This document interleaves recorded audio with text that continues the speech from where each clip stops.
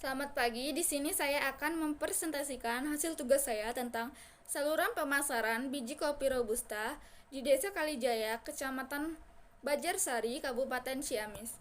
Sebelumnya, izinkan saya memperkenalkan diri.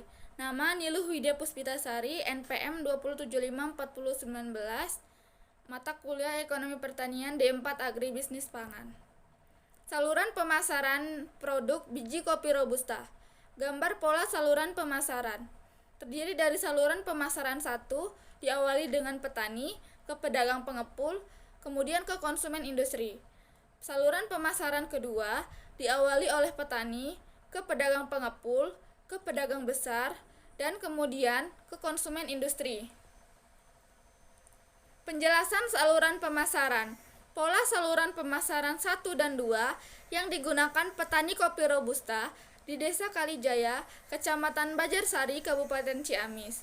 Petani kopi Robusta semula menjual produksi kopi Robusta ke pedagang pengepul, baik saluran pemasaran 1 dan saluran pemasaran 2.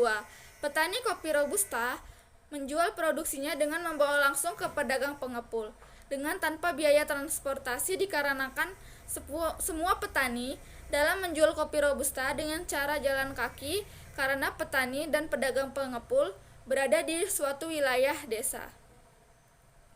Selanjutnya, proses pendistribusian kopi Robusta antara di dalam kota dan di luar kota berbeda. Jika di dalam kota, dari pedagang pengepul langsung dijual ke konsumen industri, dan jika di luar kota, proses pendistribusian kopi dari pedagang pengepul harus melalui pedagang besar ke konsumen industri.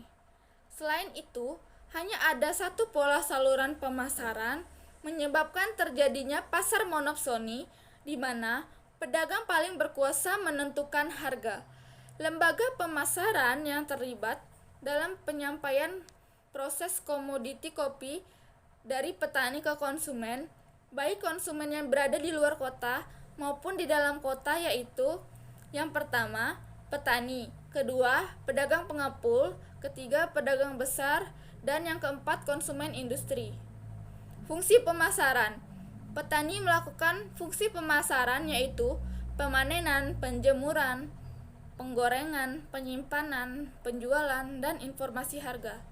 Kedua, pedagang pengepul melakukan fungsi pemasaran yaitu pembelian, pengumpulan, pengemasan, informasi harga, pengangkutan, dan penjualan.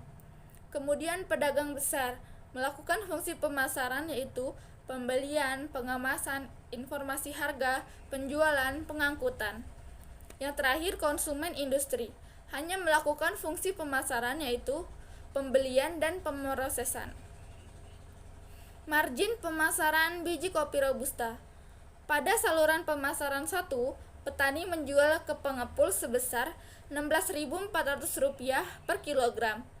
Pedagang pengepul menjual kopi Robusta ke konsumen industri dengan harga Rp16.710 per kilogram. Dalam penjualan kopi Robusta ke konsumen industri, pedagang pengepul mengeluarkan biaya sebesar Rp75 per kilogram. Dan pedagang pengepul memiliki keuntungan sebesar Rp235 per kilogram. Jadi, biaya total saluran pemasaran 1 sebesar Rp75 per kilogram. Margin total pemasaran yaitu sebesar Rp310 per kilogram. Keuntungan pemasaran sebesar Rp235 per kilogram.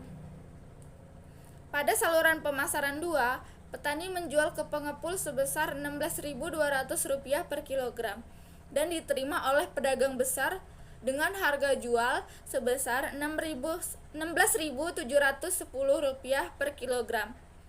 Kemudian, pedagang besar menjual lagi kopi Robusta pada konsumen industri dengan harga jual yaitu Rp17.170 per kilogram.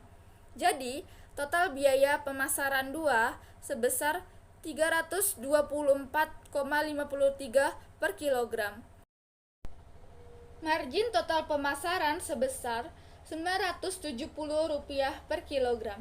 Dan keuntungan total pemasaran sebesar Rp645,53 Rp1.047 per kilogram. Baik, berdasarkan penjelasan sebelumnya, di bawah ini terdapat tabel harga jual dari petani sampai ke konsumen industri seperti yang terlihat pada tabel di atas. Baik, sekian presentasi dari saya. Apabila ada salah kata dalam berucap, saya mohon maaf. Saya akhiri. Selamat pagi.